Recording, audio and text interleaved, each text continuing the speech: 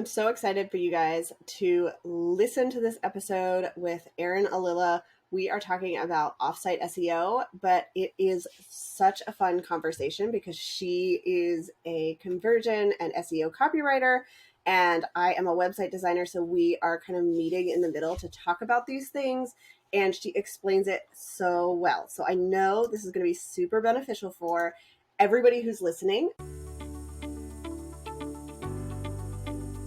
Welcome to Process to Profitability, hosted by me, Samantha Mabe. Process to Profitability centers on strategic processes that reduce costs while increasing conversions, productivity, and efficiency for creative CEO women who are growing sustainable, successful service-based businesses.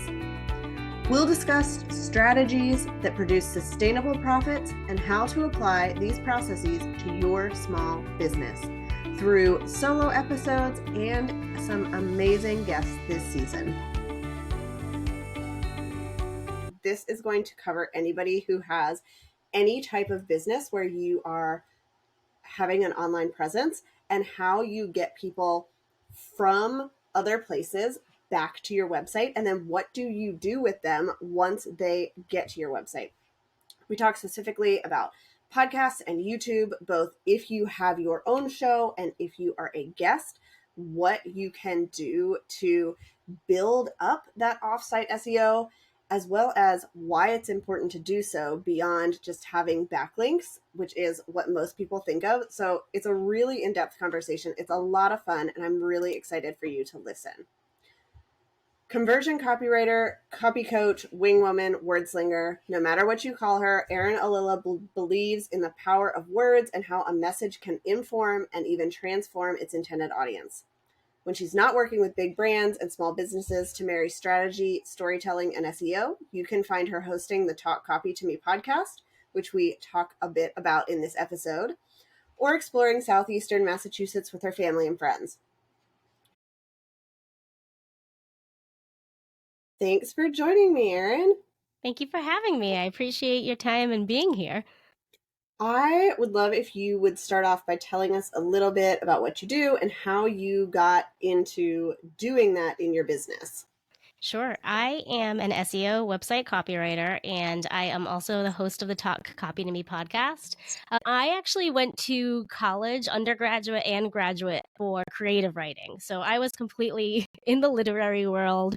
I do have a bachelor's in communications, but I never really thought that I would do this. Like, I truly thought I was going to be on professor track, like wearing a beret to school and speaking in some fancy languages. I don't speak any language other than Pig Latin and the most small amount of French, Portuguese, and Spanish. But one day I just really started caring a lot about why my business friends that I knew that had started their own companies were struggling. And I was like, oh, I got you. Let's just rewrite your resume. Let's just work on your website. And then I was like, I think I really like this. So I was lucky to get a great job way back in the early days of SEO, where I learned very well by people who were also taught very well. And since then, it's been something that just won't go away. I love trying to gamify the idea of how to get found through search. And also then the key that a lot of people don't think about is, what do you do when people find you? You have to do something and convert them, but it's so often forgotten. So those are my two big things I'm really obsessed about in my business. When I do ask people about their websites, their biggest concerns are SEO and getting people to their site, and then actually converting people, because it doesn't matter how many people land on your website. If it isn't going to connect with them, then it doesn't really matter. I always hear from my web designer friends that oh, I have these clients and they have these goals, and then they'll talk to their clients about copywriting, and their clients are like, wait, that's not included? Or what do you mean I have to do that? The beauty of the website is definitely a huge part of conversion. But what are you going to say on those buttons that they're supposed to click? If it's just a rectangle on the page, it's just a rectangle on the page. But copywriting so often gets overlooked in that manner. And I think it's a little sad. We all know what Nike's slogans are and what these things are about these big businesses. But when it comes down to our own businesses, the key really is attracting new people to your business and finding a way to make a connection with them so that they can either buy right then and there or just stay within your network and get to know more about you. Yeah. And that's what I tell so many of my clients. They are like, okay, so do I have to write the copy? Or are you going to write the copy? And I'm like, I am not going to write it. You don't want me to write it. It's a bigger investment to work with a copywriter and a designer, but it's so much more worth it because they're getting both of those things together and they really build off of each other. And I see a lot of the times where people will piecemeal it. Either they'll have maybe a template they've purchased for design and they've worked with a copywriter, or the opposite. They've worked with a designer and they've just thrown their best work as possible at the words themselves. And both are fine. Now, I think the beauty of the situation that I'm in is I'm not a beginner anymore. I've been in business forever, that I can look back and be like, oh, you know how many shortcuts I could have taken? And actually, I should probably rephrase that because I don't love the idea of shortcuts. Actually, I love baby steps when it comes to growing in business.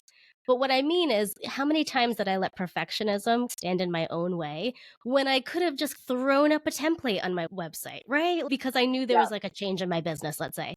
Or I could have just thrown up my own copy, which everyone, even though I'm a copywriters hate writing their own copy. It's so hard. But I held myself back so many times from just wanting everything to be done perfectly. So if you are in the situation we just mentioned, don't beat yourself up and don't not do it. Done is better than perfect. Invest in whatever it is that you have the financial resources to invest in. We do not want you to go poor because you're hiring people like us in your business. We want you to make money because you're hiring people like us. I do think it's great to do both at once. And I think if you can't, then you just can't. And you just figure it out and you update as you go. That's it. Yeah, that's what one of my biz besties talks about, just taking messy action. And you do it, you get it out there, and then you iterate based on what you've learned. Because I have worked with people who come to me and they're like, I'm going to start a business. Can you build my website? And I'm like, you don't even know if you want to run a business. Yeah. I don't want to charge you this much money and then you decide that you regret it. I would much rather you try it out on your own, go to Canva and put something together and give it a little bit of time to make sure that it's going to work. And then you can invest because then you're going to have all of that information.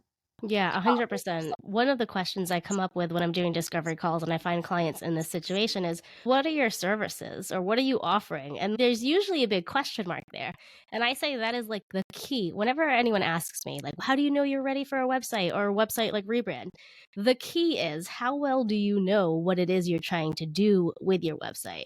Not all websites are really a super sales tool, but things like, if you have a group program, how many weeks does it last? If you have a solo coaching experience, how many coaching sessions are within that container? And when you can't answer those questions, don't spend your money on a website. That's what's called procrastination, where everyone wants to do the pretty thing, do the fun thing, because they don't want to put in the mental energy and anguish. Again, copywriters hate writing their own copy, so I know where you're coming from, but they don't want to do that mental work of, what am I offering? How much is it? What would this experience be like?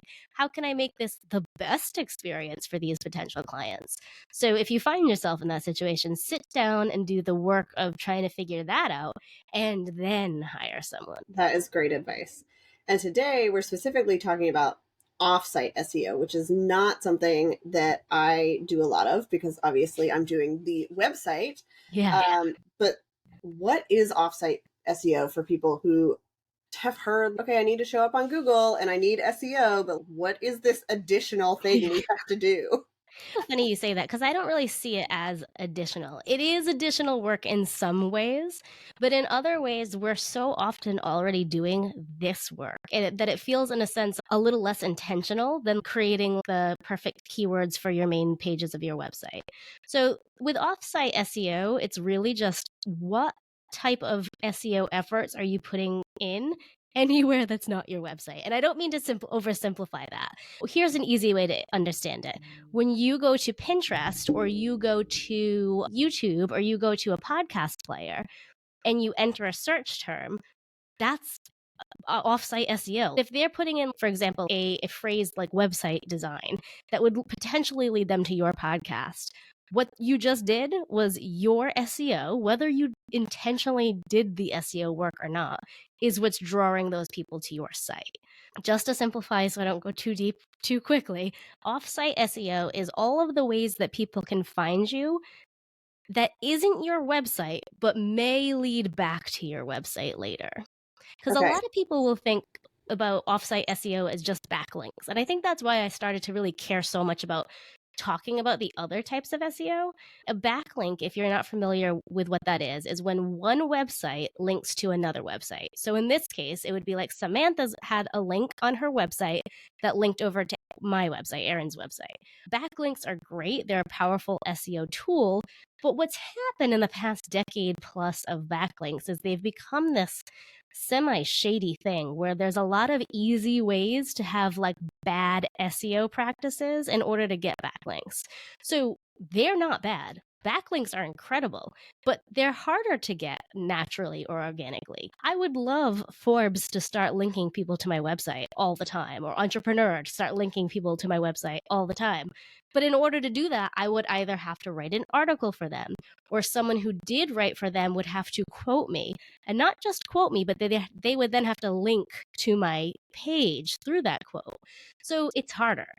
But I think when we hear offsite, that's what all people think about is just linking. And it's not. It's all the different ways you can get people in your network that gets initiated from somewhere that's not your website. That makes a lot of sense. It could be you are a guest on somebody's podcast and their show notes linked to your website, but it could also be they listen to the episode and then they go find you on Instagram because they've searched for this. So it's really more of this bigger pool that you're getting into where you're not trying to get somebody to specifically find your business when they search for websites in a podcast player, but you want to show up and give them enough value that they're interested in learning more. Yeah, and take like podcasting for example. Like I always, every time I meet a new podcaster, I just want to like shake them and be like, "Are you doing SEO?" Because we are ripe with content. When people think of content, at least maybe in my world because of copywriting, when I say the word content, they're like, "Oh gosh, I never want to write another blog a day in my life." Here's the thing when it comes to SEO in general. When it comes to websites, I always say the more pieces of content you have, it's like having more windows and doors on your house. It's an entryway. So if you only have a 5-page website with 0 other pages, you have 5 ways people can find you. If you have blogs, case studies, hidden pages, testimonial pages, all of the additional stuff, every single one of those pages are more ways that people can enter into your world. Now let's go back to podcasting again for a second. All that blogging and stuff, especially before AI, it just seems so overwhelming. But now, all podcasts, every single audio piece that you produce and then gets put in an audio player, that is one piece of content. If you go ahead and do show notes, you now have 2 pieces of content. Many people do small blogs based on the episodes that would link to the show notes. That is 3 pieces of content.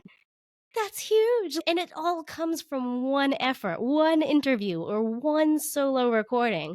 And of those 3, you can have different keywords too to attract the right people. And again, when I say these things, I do give them that slant back to a website, but it's not just that. Because every time someone comes into a podcast player and searches for something, they don't have to go back to your website. You have your own home base within Apple Podcasts, within Spotify Podcast. And if they're searching for something like copywriting, for example, and they find my show, if they press follow, that is just as strong as them coming to check out my website, if not stronger, because every week it's going to go into their feed. They don't have to search for it every single week. And eventually they're going to hear me and they're going to be like, "Me and Erin are friends." And they will come to my website and hire me. Or they'll hear a commercial I put on my show or an offer that I share that I tell them, "Hey, you want to work together? Let's do this." And they'll take that step. It isn't just the show notes. It isn't just the blog post. It's the actual audio. Or on YouTube, it's the actual video. Or on Pinterest, where you're just pinning images, it's the images that can go back to one piece of content, but maybe you have 8 different pins for that one blog post or that one video show, whatever it is. It's actually, if you create content, you don't have to just have this one thing that works for you. If you're doing these efforts on Pinterest, on YouTube, on social even, because Instagram has made a big deal about wanting to be more SEO friendly, and they are doing things to change how people search on the platform. So if we're using the best practices of being strategic about the phrases that we use, we're going to get the benefits that other people are not getting. Yeah, and it always helps. The further back you've been doing it, the more it helps too, because Yeah. then you've got all of that history there. If somebody has a podcast or a YouTube show, start doing it now and don't wait until you think, okay, I've got time to do it. Like a little bit of effort can go a long way. And the beauty of having content already, and this is where another thing where I'm like, oh, podcasters, I just want to be your friend, because let's say you have 50 shows, but you've done 0 SEO effort to them. That's 50 doors that you can just touch a little bit to introduce people to your world. You already wrote the podcast description, maybe the show notes if you did that too. And if you didn't do any SEO work, just hop on a free tool like Ubersuggest and put in the theme of the show. Like in this case, Offsite SEO. If I went to Ubersuggest and I put in Offsite SEO, it would spit out a bunch of potential keywords for me.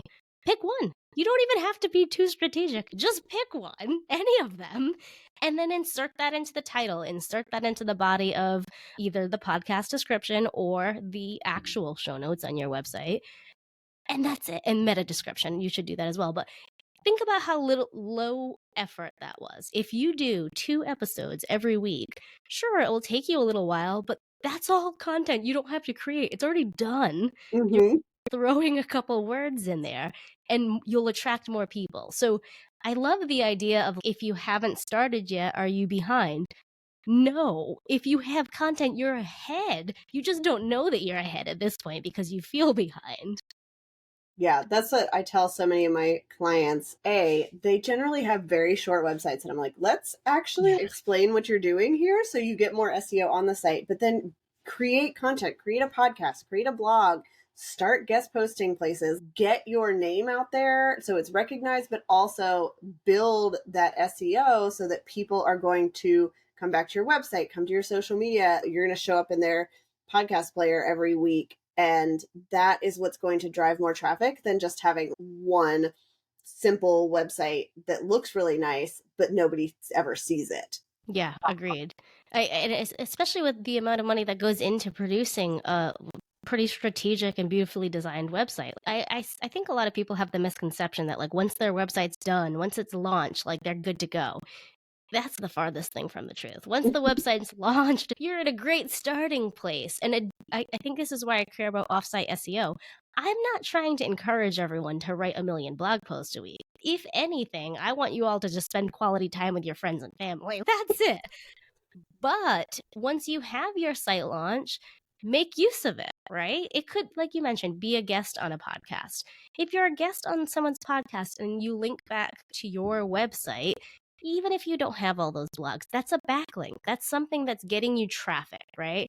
If you're a guest on a YouTube show, let's say, and they allow you to maybe have a lead magnet or an offer, there's another door that enters into your business. But just launching and keeping your fingers crossed because you have a wonderful product that has been created for you, it's just not enough in the way that we run our business these days. Yeah. So if somebody doesn't have their own podcast or their own YouTube show, how can they use that to get people back to their own website? Because we've talked about, if you have a podcast, you should go in there, you should use those keywords. But what if they're just being a guest for somebody else? Yeah, I think that there's 2 different routes that you can take. If you are easily guesting on podcasts and YouTube shows, even Instagram shows now, or LinkedIn, so any place that you're being a guest and you're able to do it frequently, often, and for good shows, you can take the easy way out and just allow for them to give you the backlinks, right? If you aren't able to have 400 interviews a month and you want to make the most of the time that you have, I suggest doing your own version of show notes on your website for the shows that you were a guest on. You do not need to go crazy. You do not need to put the whole transcripts in there. But something that would be a very easy option for you is a 1 to 3 paragraph introduction to the topic. Why that show? Why that topic? Why do you care about it? Then you have a few bullet points so you can entice them to want to go and listen. And then you have a conclusion. When you do that, 1, there's that piece of content. There's that door I talked about. But two, now you're giving a backlink to the podcast host, which makes them think a lot more fondly of you in their eyes because you're promoting their business, their podcast, and they're going to be a lot more willing to share you with their friends if you can create that content yourself. You could definitely take the easy way and do backlinks only. There's nothing wrong with that. I think that's what the majority of people will do. But if you don't have any other content form and you want to have more doors to your business, try the case of doing your own show notes or your own blog post. One quick thing as an aside, if you just do a blog post, you don't even have to make a big deal about the podcast. Just mention them once or twice, right? And make the blog post about the topic, like, why is offsite SEO important? Intro, conclusion, couple supporting paragraphs. And then maybe in one of those supporting paragraphs, that's when you say, oh, when I was a guest on the Process to Profitability podcast, I mentioned XYZ, and link over to their podcast. Yeah. I love, after I've guested on somebody's podcast and it comes out, to get the transcript and just make notes of the things that I've said and quotes, because people are going to ask questions in different ways and draw different things out of you that you can always use as content that's really helpful, that you're talking about the same topic, sure, but you're talking about it in a different way. And then that's another way you could use that in like a blog post is, this is how I addressed it in this show, or these are these examples that I use that might be different from other places that I've spoken about this. One of my professors made this big point of the idea of recording yourself instead of sitting at the computer, because you're actually using different parts of your brain. And it's something I do all of the time with my clients. When we first start working together, they do get a somewhat traditional questionnaire, so that way I don't have to spend an extra hour and a half on them on the phone being like, who are your competitors? Why did you decide to do this website? What would you like X, Y, and Z page to be like? So once I have that, I can then start from there to be able to learn from them. But on the call, when I am interviewing them, I'm asking them some of the same questions. You mentioned you liked X, Y, and Z's website and their about page specifically. What about the about page was so interesting? Or you mentioned you got into this industry for this reason. Why? And they say it differently. And sometimes the way that they say it, that's the tone of voice. That's all of those conversion copywriting factors that play so heavily into building relationships with unknown leads that come to our website from all of these various SEO efforts that we're doing. The efforts you put into other people's content can really benefit you, because you might hear yourself saying it in a way that you wouldn't describe it if you sat down to a computer. Yeah. When somebody discovers you in their podcast player or on YouTube, how do we get them back to our website to take that next step? Because obviously there's value in being on the show, but eventually we want them to come into our orbit. How do we think about doing that in a way that is effective and doesn't feel like you're just a commercial for yourself? So here's where it's tricky, because the way that I was going to answer before you ended that was to say, like, we all need to get a lot more used to actually talking about ourselves and boasting. I find that to be a huge problem for my clients. I work with extremely successful people, and then we talk about the about page, and they'll be like, oh, you could just write that I live in San Diego and I love peanuts as my favorite snack.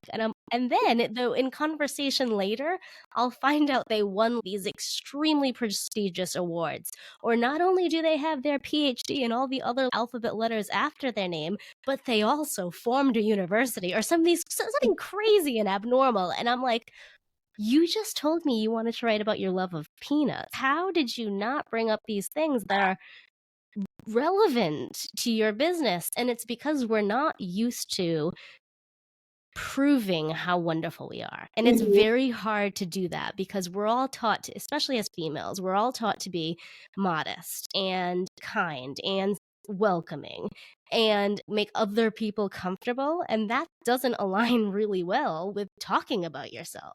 When I introduced myself, I said that I was the host of the Talk Copy to Me podcast. That's one way to do it. Again, It was accidental, but if you do that, and right now you're all listening in a podcast player for the most part, and if you like this episode, you might just say, oh, let me go check out our show quick, right? Another way to do that is podcasters tend to ask at the end of an episode, is there any way you'd like our guest to find you? Again, what I usually say is just listen to my podcast. You're done with this episode. But that's where you do the heavy hitting of, I have a great lead magnet. It's a quiz. It's going to be able to help you figure out X, Y, and Z. Or, oh, I actually did a really great video interview on this YouTube channel. Please go check it out. Or, my blog is so helpful for this. That's the first answer. Just get used to actually boasting. And I know that it's a slippery slope of what's too much, what's not enough. And honestly, you just have to keep trying and then you'll figure that out. And then as for the other ways, some of the simple ways are just providing links, right? So even if you are on a podcast or a YouTube channel or a social channel and they don't ask you for your links, outright ask the host, ask the YouTube channel owner, say, hey, would you be willing to have a link back to my website, even if it's just in the description or the show notes? Whatever works for you, I'm really trying to build up my SEO efforts. So basically, it's calling it out yourself, like vocally, or it's asking for it to be written down. I feel like that's the easy answer here. Yeah, and you made a good point that there's a difference between self-promotion and telling people, okay, we just talked about this topic. I've got a really good podcast episode or useful blog on it for you to learn more, and going into an entire infomercial about everything that you have to offer that people are just going to be like, okay, I don't need all of that. And yeah, and I think something else that sticks out too is sometimes people are just so passionate about their topic that they don't even think to talk about themselves. So it's, oh, we're talking about offsite SEO and I'm giving you these tips and tricks and I'm so excited about it. If there's something I can say that could help you and bring you into my orbit, like a lead magnet or something, it's important to do that because it's not necessarily that you're anxious about boasting or you're very modest or you're anxious about that. It could just be you're very excited about what it is that you're talking about that you forget to do it. Yeah. And you're right, too, that most podcast hosts will ask you for those links. And if you are droning on and giving people not relevant information, they'll cut it out. We're not going to let you go on for 15 minutes about where people can find you on the internet. There's these guardrails in place anyway. So you just have to show up. And I also loved that when you were talking about where you send people, you make sure it's relevant for the topic. Totally. And not just, I'm going to send everybody to Instagram or I'm going to send everybody to my website. Make sure that it makes sense for the audience and the topic so that they're more likely to go and follow or check you out or sign up. Yeah. From an SEO perspective too, if you're using a tool like Ubersuggest, you might find if you're doing one of those like site analyzers, you might get something that says no inbound links and it might say 18 pages. That's because there is nothing linking to those pages. Is this a huge SEO thing? Not necessarily. It's not going to make or break whether you land on the first page of Google or not. But there is a good reason why you want to distribute links, and that's to boost those things. So if I go on a show and I start talking about copywriting specifically, what goes on the pages of your website, I know I have 4 really strong podcast episodes that I love, and I'm always telling people, like, here's what you do for your About page. Just listen to the episode. I say everything you need to know. Don't want to listen? Go read the show notes. I send those 4 episodes, and that's it. I don't send them to my homepage. I don't send them to my services page, because those are so easy. Everyone just puts their homepage. But if you can distribute it throughout the site, especially distributing it, like you mentioned, in a way that's helpful because the topic is like very similar, that's actually a stronger effort, I would say. Yeah.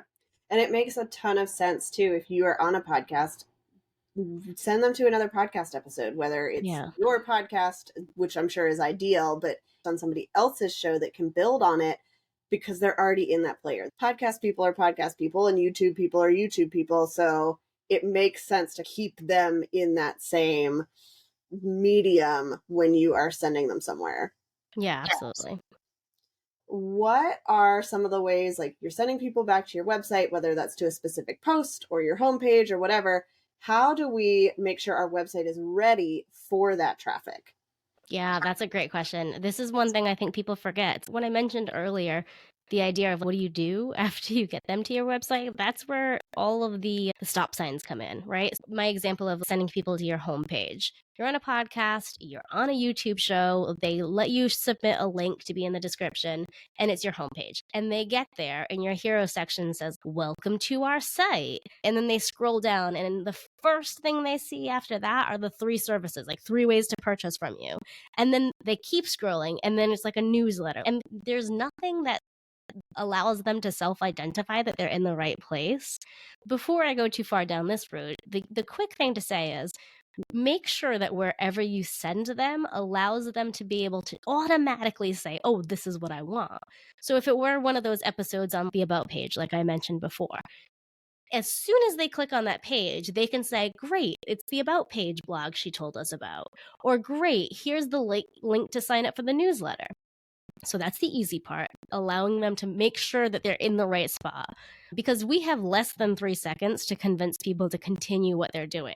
So they may click over, but if they have to make any decisions, if they have to click around and go in different places, they're not putting in the effort. When it comes to content, every single person, me, you, everyone who's listening, cares about this one thing. What's in it for me, right?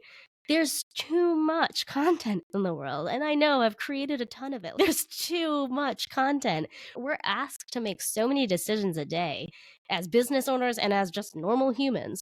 So we want to make the process of moving from the click into that new spot as seamless as possible. And to just expand a little bit further, when I say allow them to self-identify they're in the right place, the next thing that you have to do is let them know what's in it for them. So if it's a home page, that hero section right at the top, you want to make clear what the entire website's about, or what's the big offer, what do you have for them? Then when you scroll down, there are formulas that are helpful to get people to psychologically make decisions, to move forward in trusting you. And it doesn't have to be a pain point. Pain point's an easy one for us to think of. It could also be like a desire or an aspiration, right? So there's 2 different roads you can travel when it comes to acknowledging like the psychographics and the emotional temperament of the people coming to your website.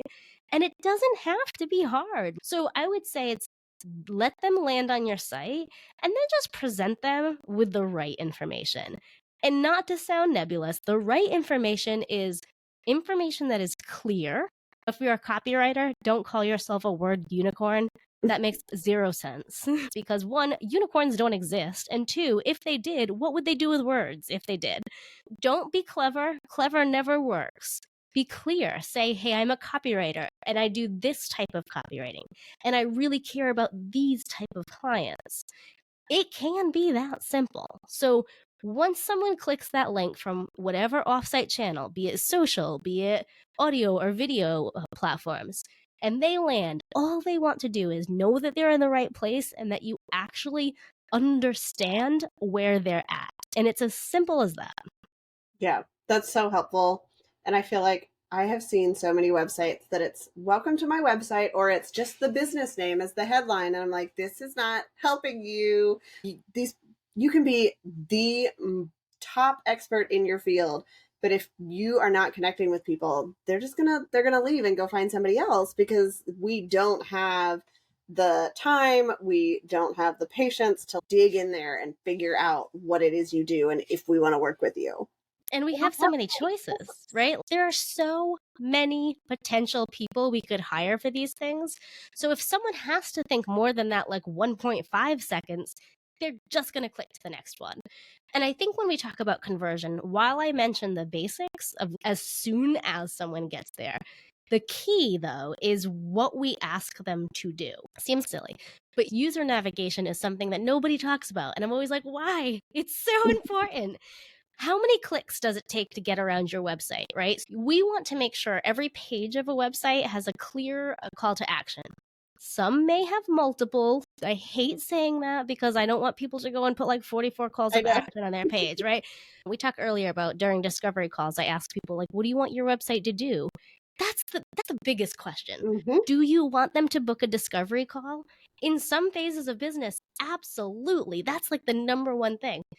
If you're too busy, you don't want to do that, though. You want them to maybe fill out an application or maybe just buy the service directly on the page. Whatever it is, we need to understand that so that if they're on the homepage, we don't send them on a wild goose chase to the About page, to the secondary services page, to the main services page, and then to the contact. And then, oh, wait, the contact form's not done because now they have to fill out that application, right?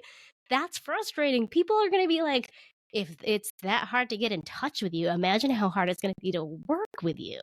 So user navigation is really like, where do they need to go? Maybe it's just the contact page. Maybe it's just the services page where they can purchase. So where do they need to go? How you can get them there as quickly as possible, and how you can encourage them to do those things. Because it's not just throw a button on the page and expect that people will click. Like, you have to explain what the next step is. On the homepage, a lot of, especially smaller service-based businesses, coaches, things like that, they'll have a section that's like a mini about them section. I do. So it's, hi, I'm Erin. I'm an SEO copywriter. Here's the one paragraph you need to know about me. There's a button that says, come to my about page. I'm not saying everyone needs this because they totally don't. But in that case, it's very clear that the button they press right there will give them more information about me. It's not going to give them the services. So it's just those little teeny things that we often overlook where that causes the most possible chance for a conversion. Yeah, that makes a ton of sense. And so many of my clients are in therapy and wellness, so they're working with people who need help right away. They are not going to click around on your website and figure stuff out. They want to land, see, okay, this is the right place.